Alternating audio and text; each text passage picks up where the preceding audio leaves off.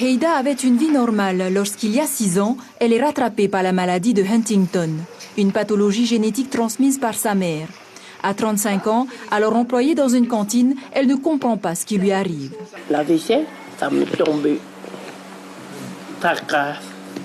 Quand je lavais les mamies, ça tombe. Je ne t'attends plus sur mes mains.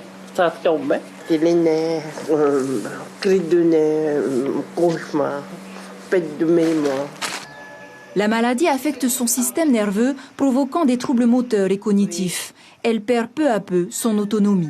Je ne peux plus aller au cinéma, faire mes courses et faire mes cheveux. Ça me fait mal, les muscles. C'est pour ça en 2010 que j'ai aggravé cette maladie.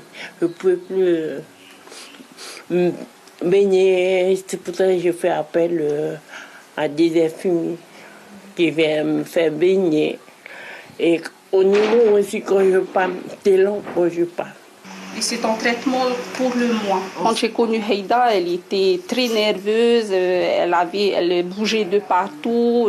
Quand elle prenait, je sais pas, une tasse par exemple, elle peut pas garder longtemps. Donc la tasse tombe, mais elle fait pas exprès. C'est vraiment les nerfs quoi qui fait que elle n'arrive plus à tenir quelque chose très longtemps dans ses mains.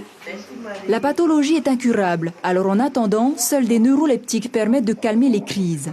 Si la maladie se déclenche en moyenne entre 30 et 50 ans, elle peut aussi apparaître plus tôt.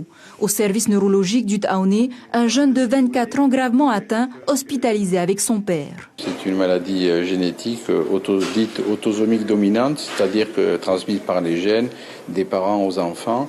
Et donc dominante, ça veut dire qu'en moyenne, c'est un enfant sur 2 qui va être atteint. En attendant de trouver un traitement efficace, les médecins préconisent un diagnostic précoce en cas de suspicion dans la famille, car la prise en charge est lourde. C'est véritablement une vie qui s'efface au fil du temps pour laisser place à la démence.